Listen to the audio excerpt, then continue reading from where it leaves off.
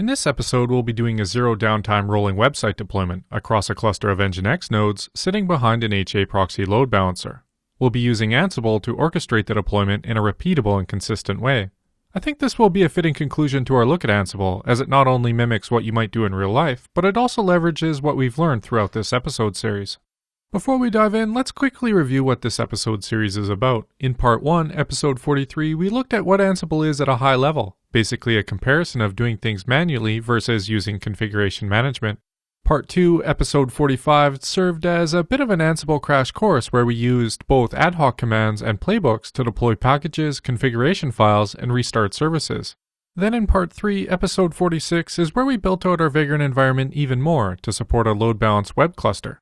Finally, in Part 4, this episode, we're going to close out the series by trying our hand at multiple zero-downtime rolling website deployments across our cluster of web nodes. We're going to be picking up from where we left off in Part 3, that being that we have a Vagrant environment outfitted with an HA proxy load balancer, backed by 6 Nginx web servers. Then we used our web browser to connect into the Vagrant environment and watched as our requests went through the load balancer and were serviced by the backend web servers. So what's the point of this episode, and what's the problem we're trying to solve, and what does a zero downtime rolling software deployment actually mean? Well, for the sake of this episode and the examples in it, it boils down to continually servicing live traffic while updating web nodes one by one, all without having any noticeable downtime or drop connections. So with that in mind, let's model how we might go about doing one of these rolling software deployments. Let's jump over to a text editor and mock up how we might go about doing one of these at a high level. And as you can see, I've already have some basic tasks in here. For each node that we want to update, we can verify that the Nginx server is installed and that we have the correct configuration file.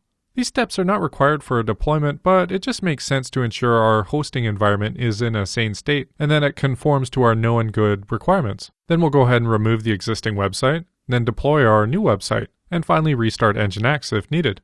Now, if we just ran something like this, users would notice downtime because we've not removed live traffic from going to these machines via the load balancer. So we need some type of pre-task where we can tell the load balancer to put this web server into maintenance mode so that we can temporarily disable traffic from going to it while it's getting upgraded. With that in mind, let's add a block up here that says a pre-task will be to disable the web node in HA proxy. So we have our pre-task up here where we disable traffic, then down here we upgrade the node using our various tasks, and finally we need some type of post-task which will enable traffic to this node again by taking it out of maintenance mode and putting it back into production. So this is a rolling zero downtime pattern at a high level. We just use a pre-task to disable traffic, do the upgrade while no requests are being serviced, and then we enable traffic again. Finally, we just take this pattern and loop over all the web servers one by one. And the result is a fancy rolling zero downtime deployment script. I've actually had to do this a few times without using an orchestration tool, and as you can imagine, there's just tons of little tasks that need to be done, and it's extremely easy to miss something. Then you have these unknown configuration errors popping up all over the place because you missed a step. This turns into a total nightmare, and you don't want to do frequent deployments just because it's so painful, and you run a high risk of blowing something up along the way, because these deployments can be so tedious and time intensive. This is where Ansible can come to the rescue, in that we can use an orchestration tool to manage these complex zero downtime rolling software deployments for us. I thought it might make sense to model how a rolling deployment works behind the scenes via some diagrams, because even though it's pretty simple at heart, there is some complex task orchestration happening. So we'll start out just like we did in Part 3 of this episode series, with our load balancer accepting requests and forwarding them to our web servers. In the background, we'll trigger an Ansible rolling software deployment. Our pre-task will notify the load balancer by refreshing the configuration to mark Web 1 offline. You can see here this little beige or orange box denotes that Web 1 is in maintenance mode. While Ansible is in the background upgrading Web 1, you can see our load balancer is still happily serving requests. You'll also notice since Web 1 is in maintenance mode, the load balancer routes around it. At this point, Ansible is done upgrading Web 1, so it notifies the load balancer to mark it back online. Now that Web 1's done, Ansible notifies the load balancer that it should put Web 2 into maintenance mode. At this point, you can see that Ansible jumps from Web 1 to Web 3, routing around Web 2, which is in maintenance mode. Ansible finishes with Web 2, so it notifies the load balancer to mark it back online. Then Ansible notifies the load balancer that, hey, it wants to do Web 3, so it puts it into maintenance mode. And then Web 3 gets updated. So you kind of get the idea of the orchestration that's happening behind the scenes. If you were to try to do this manually, it would be quite intensive and tedious work to get this done. And the problem is compounded by the amount of nodes that you need to upgrade. I'm just going to speed up the rest of the animation here as you likely get the idea of what's going on. And you can watch as Web 4, Web 5, and Web 6 are all upgraded. Okay, so now that you know what the problem looks like and how we want to go about solving it, let's jump over to the command line and actually make it happen. As I said a couple minutes ago, we're going to pick up from where we left off in part 3 of this series. So let's just change into the E45 project directory. And you can see we have our Vagrant file, Bootstrap script, and example directory. We can check the environment state by running Vagrant status. And we have our 8 virtual machines up and running. If none of this looks familiar, then make sure you watch parts 2 and 3 as we dive pretty deep in how to get this created. Let's log into the management node by running Vagrant Ssh Mgmt. Kind of a good byproduct of learning about Ansible in this virtual environment is that we get lots of practical experience with Vagrant too. The majority of these files should already look familiar as we've worked through the bulk of them, but today we're going to focus on the E47 playbooks, which will help us flesh out how rolling deployments work under the hood. Just to make sure we're on the same page, I thought it might make sense to run the E46 Site Playbook again. This will configure our load-balanced web cluster to a known good state. My thinking is that you might have been playing around with the environment in part 3, so I wanted to make sure we're working from the same starting point. So let's run Ansible Playbook E46 Site. We can verify this is all up and running by opening up a web browser and connecting to localhost 8080. You can see our example website here from episode 46. And if we hit refresh a few times, we cycle through the web nodes.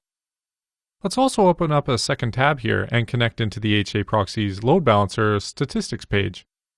You can see our 6 nodes here and they've each served 1 request. We went through this pretty quickly, but I just wanted to make sure we're on the same page so that you can reproduce the results if you want to follow along.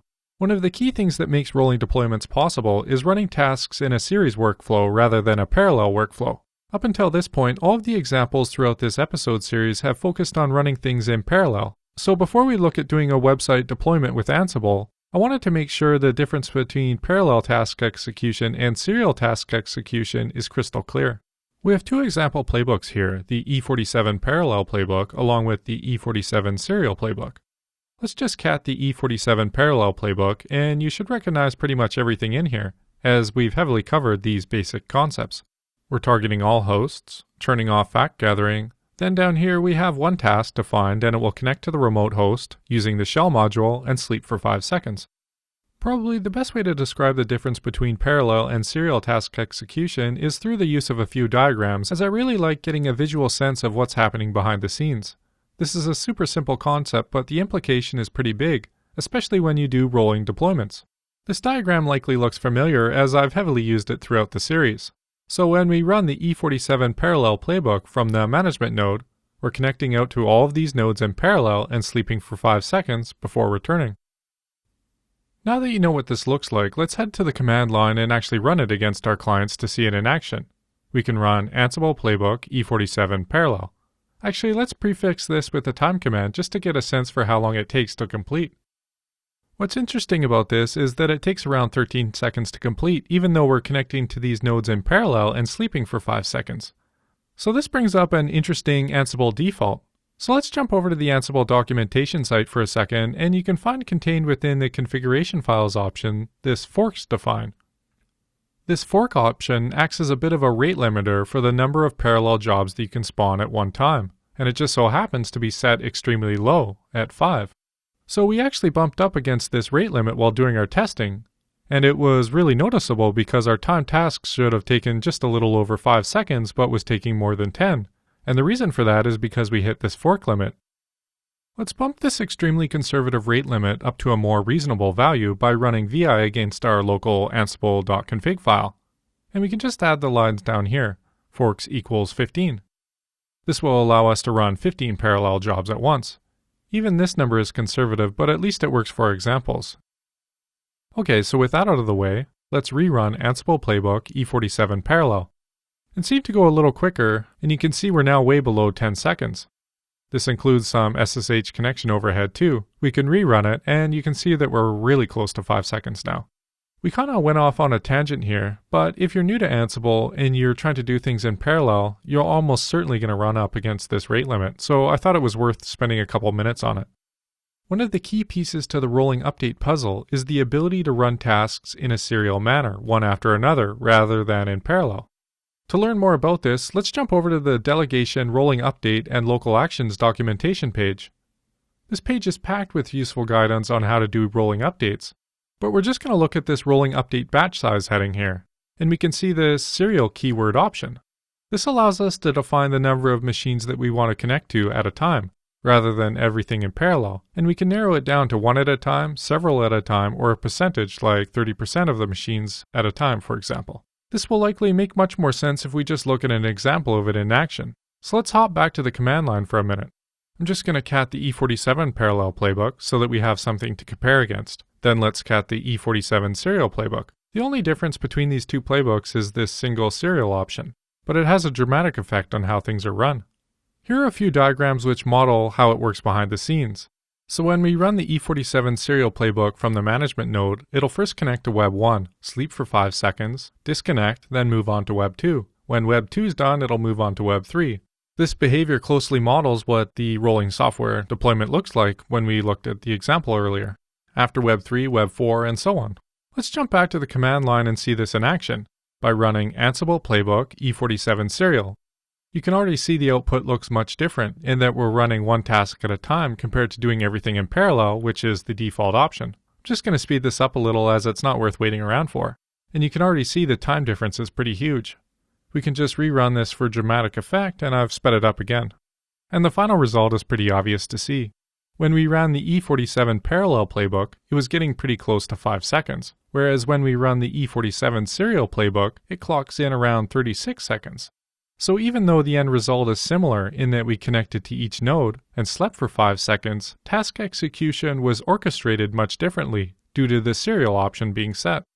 Let's take a look at that text file again where we mocked up how a rolling deployment would actually happen if we did it manually.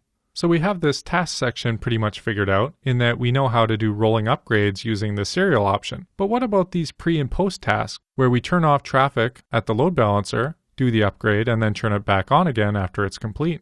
Well, there's an Ansible documentation page for that too called Continuous Delivery and Rolling Upgrades.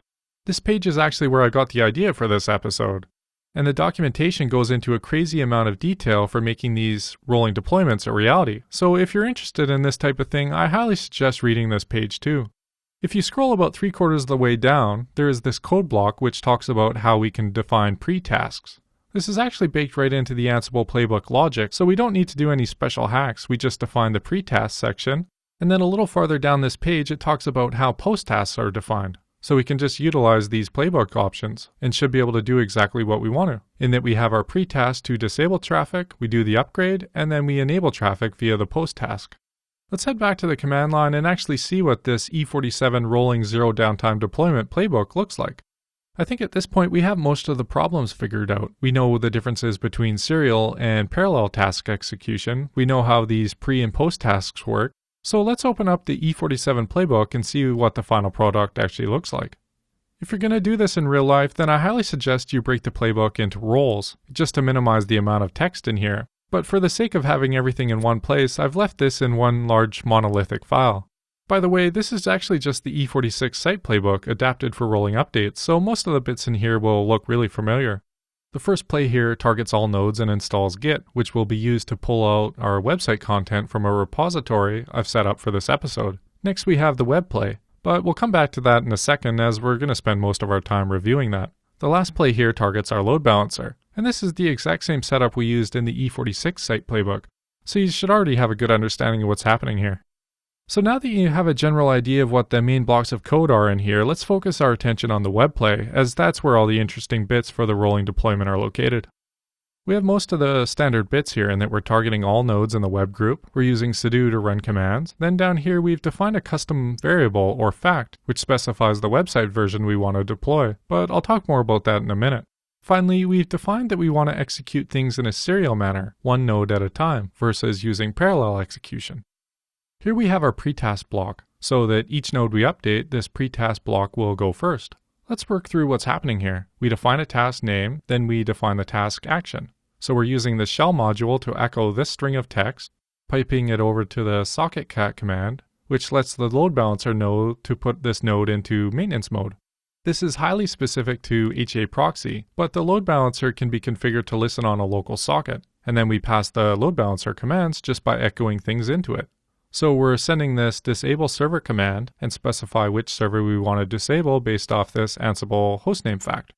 Finally, we use this Ansible delegate keyword, which allows us to specify a node we want to run this command on. And since we're in the web play, targeting all web nodes, we need to delegate this over to the load balancer. And this is what this items line here does. So we're saying for any nodes in the load balancer group, delegate this command to them.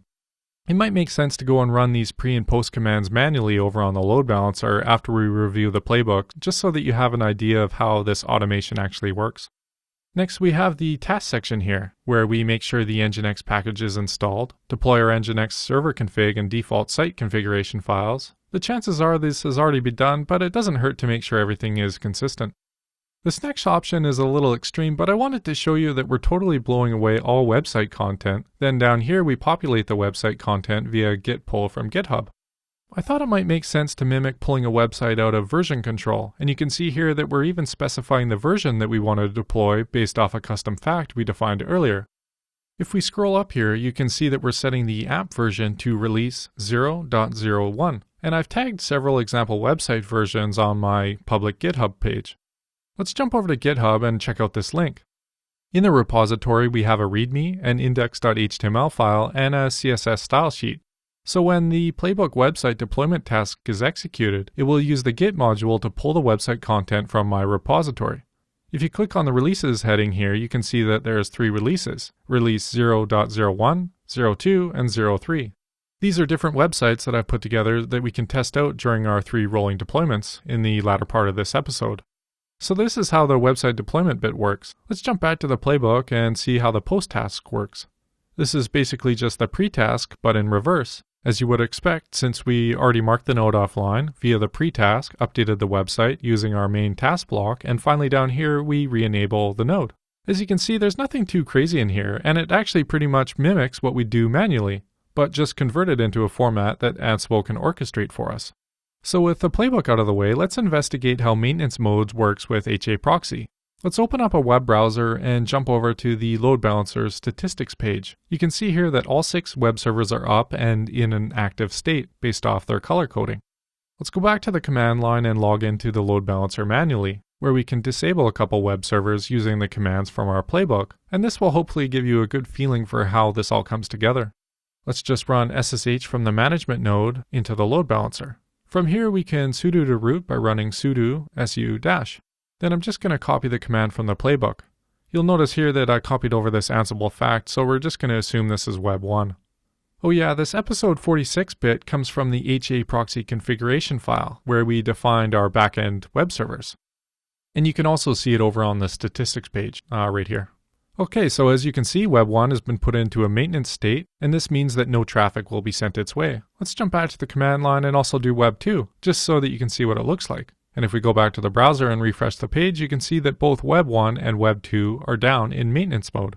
So our rolling deployment playbook will mark nodes offline one by one, update the website content, then mark them back online. Since we're doing these one at a time, there's always available nodes in the pool to service incoming requests, so there will be no noticeable downtime from a user's perspective. Let's enable these nodes again by running the enable server command for both Web 1 and Web 2. And we can verify it's all actually up and running by checking the statistics page again. At this point, I think we have a handle on everything, and we've learned a lot about the workflow of what a rolling deployment would actually look like. So let's run the zero downtime website deployment by typing Ansible playbook E47 rolling. What I find so cool about this is that it does a complete rolling zero downtime deployment in about 40 seconds on my system. And if I were to do this manually, I could see myself easily spending about an hour or more. Let's scroll up here and work through the tasks we executed on Web 1, for example. It will be the same on all nodes, but it gives you a pretty good idea of the overall task being performed. First, we disable the web server and HA proxy so that no new traffic will be directed its way. Next, we make sure the web server is installed, has the correct server configuration file along with the default site file. Then we delete the existing website and have our website deployment step connect out to GitHub, where it pulls down the release version we defined. Finally, we enable the web server and HA proxy so that it can handle new connections. Then it moves on to Web 2. These simple scripts will save you many hours of manual work if you need to do something similar. The practical application goes far beyond website updates too. Maybe you could do rolling patch deployments or rolling application upgrades. The sky's really the limit once you know this tool exists. Let's jump over to the browser and have a look at the website. You can see up here that we have our E47 version 1 website, and I pulled this example template off the Bootstrap Frameworks website. As always, I've linked to all these sites in the episode notes below, and if you ever find yourself needing to create a half-decent looking website, the Bootstrap Framework can be a fantastic resource. We can also check out the load balancer's statistics page too, just to verify everything is online and in an active state. Okay, so I thought it would be kind of cool to do a deployment while hitting refresh on the load balancer's statistics page, so that we can watch Ansible mark nodes offline and then back online, as it does the rolling upgrade. Not really any practical reason for this, it just gives you a sense of how this tool works in the background. So let's jump back to the command line and make it happen. Let's open up the E47 rolling playbook in an editor so that we can adjust the app release version from 0.01 to 0.02. This will allow us to deploy our second revision of our fancy website design. We actually need to make one more tweak in here, because I made a mistake using the rm command to delete our website content, since it doesn't clean up the files correctly as we use git to deploy the new website content. This is a bit of a pain, since I've already released the supporting materials for part 2 and 3 of this series, so we need to do a bit of a live patch here. I've updated the supporting material downloads too, so you might already have this fix, but if not, we are going to replace the rm command with an Ansible file module which deletes the content for us correctly. Sorry about this. Okay, so let's run Ansible Playbook E47 rolling again, then quickly hop over to our HA proxy statistics page and start hitting refresh. Pretty cool, right? We see Web 1 goes down for maintenance, then comes back, Web 2 goes down, then comes back, and so on. There's just something about this that I find so cool. Not only do these rolling upgrades save us so much time, but they also reduce the human error factor greatly, as you're not doing each of these manual steps via some checklist. Okay, so let's switch over to the website tab and hit refresh a few times and you can see our latest design change. Well, I just wanted to show you one final diagram and then we can close out this series. You might be thinking, hey, there's a third website to be released. Well, I'll leave that as homework for you if you're interested.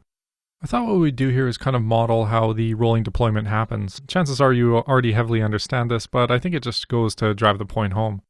So when we do the first deployment, we're connecting through SSH in our pre-task and it hits the load balancer. So it's marking that node offline. We see Web 1 marked offline up here, then it disconnects. Now we'll connect out to Web 1 and you can see our task here. Then when we're happy with that, we disconnect.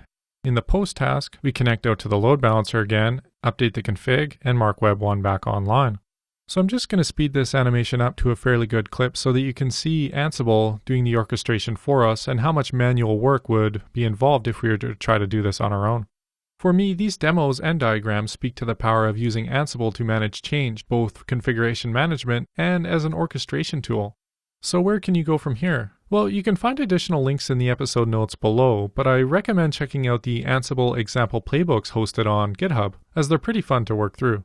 Also, I highly recommend checking out Ansible Galaxy, where you can explore playbooks created by the community. It's an absolutely fantastic resource and will likely save you tons of time.